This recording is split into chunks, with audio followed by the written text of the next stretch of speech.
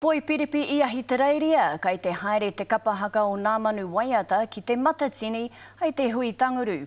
I haere a Raiha Johns I ngā noa nei ki te tūtaki a rātou, e takatū ana mō te mahi nui.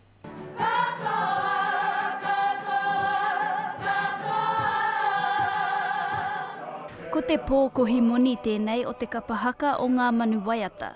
E kohimoni ana rātou ki te haere ki te matatini 2013.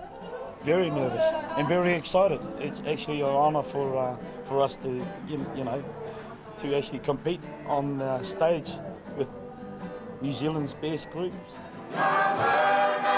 Ahakoa no Poipiripi tēnei rōpū kai pō he koe ko te kapa o Poipiripi tēnei. We're not Poipiripi, we don't represent Poipiripi, we represent Australia and we represent ngā manu.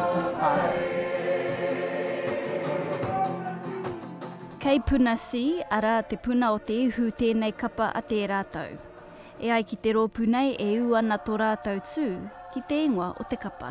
It's not about yelling, it's about, it's about the harmony, it's about the sound. He whakatūpatotanga hoki tā tehi o ngā kaiako o te rōpū.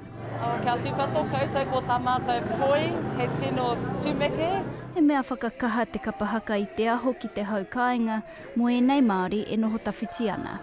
And hopefully, just let the New Zealand crowd know that kapahaka is still alive here in Australia. Ko te whakatūpatotanga nui o tēnei kapa ko tēnei. Rea matarai e rea horihu.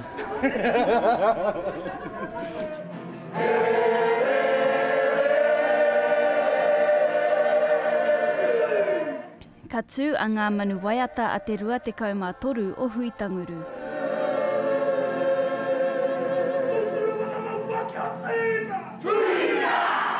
Raiha Johns atu I Poipiripi, te kare.